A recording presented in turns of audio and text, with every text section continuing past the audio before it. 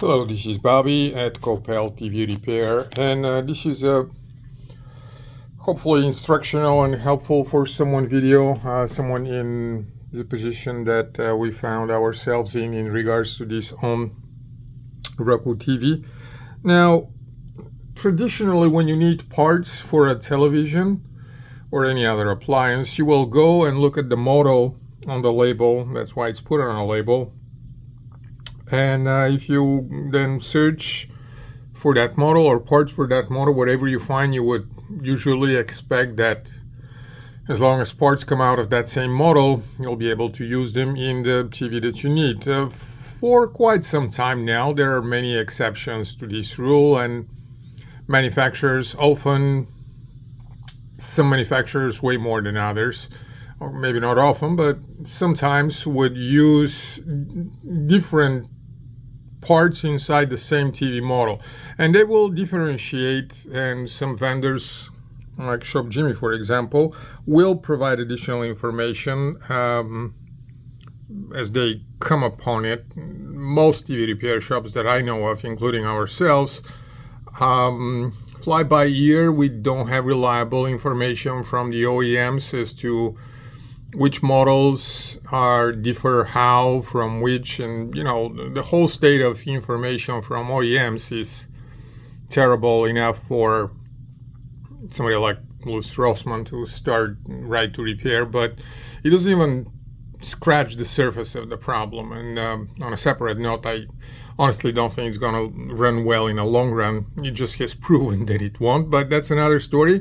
This is about the following. So cheaper manufacturers, Chinese ones, the cheap Funais, they would have things like serial number, what it starts with, what it ends with, and other differentiators as to what particular model parts will reside, and what are the sub models and subversions that you can't max and mix. Usually that comes from difference in the panels. And I guess it's a supply chain issue. It's hardly something that is done on purpose, but more reliable vendors like Samsung and LG, Panasonics, you can pretty much rely on. I have recently seen Samsungs that suffer sort of the same thing, and model may not be enough, or part number differ by letter suffix at the end, which historically has not been the case for a big manufacturer like Samsung. But anyhow, in this particular case, we're talking about a model that is 1012-586, and the TV was brought here power cycling, which show the ONN splash screen, and it will hang there and then reboot after a minute or two. All this happened after a power surge, and the problem with that will be, of course, the main board, because there's not much else. I mean, the screen comes up, stays on. It tries to initialize. My guess is because of the improper shutdown, it just screwed up the eMMC configuration somewhere, and this just fails to initialize. Now, what we did, because those boards are so extremely cheap, we just went and bought one. And here's the problem. Of course, you don't go by the model, you try to go by what's on the board. And the problem with those, and I had seen that as far back as I believe 2015, is there are many different numbers on different boards that come from the same TV. We used to order a large lot and learn that by then. The really cheap manufacturers, they will put numbers left and right like it's nobody's business, and you can't really find out which one is the part number, because all or most of the numbers will be different. And one that isn't, in this case, is the very bottom number, that is M23154-MT. So after buying a board from the same model at first from eBay, which did not work, it would make the TV come up, but it will show nothing on the screen. So the next thing that we did was make sure to order a whole repair kit from Shop Jimmy that is for the same, that is the replacement board, as you can see, an SJ. It's just not worth repairing, was my point. The whole kit was so cheap, it's not worth trying and figuring out, especially since we suspect the problem is with the eMMC. which is a royal pain in the butt to make work properly, if at all possible in many cases. So instead of that, we just went out there, the whole replacement set, which is the main board, the power board, and the T-cone, was like $40.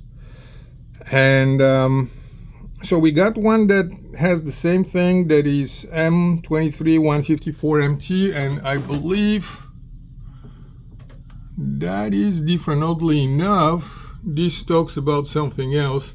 There's a label here at the bottom that is M22202-MT. Maybe that is what we're looking for, but then again, it stays on a model that talks about the vessel mount style, so we didn't think that will be it. Instead, we went with the board, because the board inside, the original board, had that same M23154-MT, and that's what we ordered by.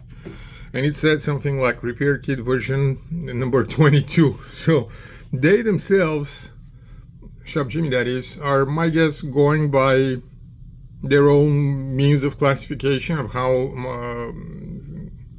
the different batches and different TVs are grouped by. Anyhow, long story short, the boards that came from them behave the exact same way.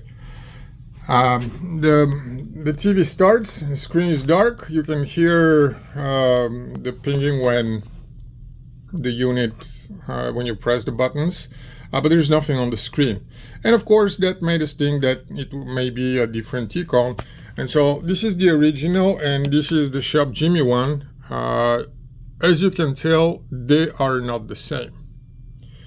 And there are two possibilities at this point. I can try and use that same T-cone with this board, but that's not, as a rule of thumb, that's not a good idea.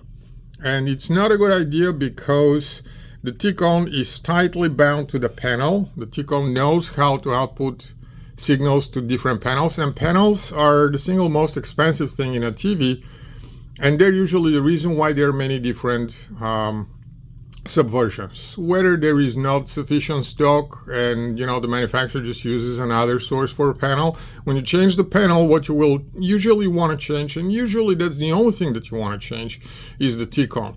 And so in many other versions of models that I have seen, if the panel is different, you just use a different T-cone, and usually the LVDS signal between here and here is the same. So changing the panel will just always go with a T-cone, and if you need just to replace the main board, you can replace the main board because the LVDS signal is the same. Well, apparently that is not exactly the case here. There may be different reasons for that, whatever the reason, but my point is it's not a good idea to try and replace the T-cone. One way to know about that is to try and compare the tracks that go out of the signals, and you can see how there are a lot of data signals here on the right side of that connector, and here it looks more like those are power lines at the right. So my guess is, and it's an educated guess, that those are not compatible, and I'm not willing to go and try them, but it does give you the idea. We haven't tried it. It does give you an idea that if you are shopping for a replacement, until somebody figures out how exactly to label and identify properly the main boards that you need, what you want to do is you want to go and shop for a main board that comes from a model, or in case of Shop Jimmy, who sells the whole repair kit. I'm going to go and search now and try to return this and replace it with a kit that has a T-cone that will look like this and will probably have one of those three numbers on it. Luckily they show pictures as well, but I will know that as long as the T-cone is this, and it comes from the same model, of course, it's going to be one of those 22 or whatever other number of models. It's probably going to work. So be advised, it's not something particularly special. It's something that is just so cheaply done that, and there's no information that you will have to watch for to save time going back and forth. Otherwise, it's not expensive. I mean, it is cheaply done, and it is cheap. You just have to know what you need. Good luck. Sorry if that was too long, but hopefully you learned something, and it's going to save you a dime and a week waiting parts back and forth.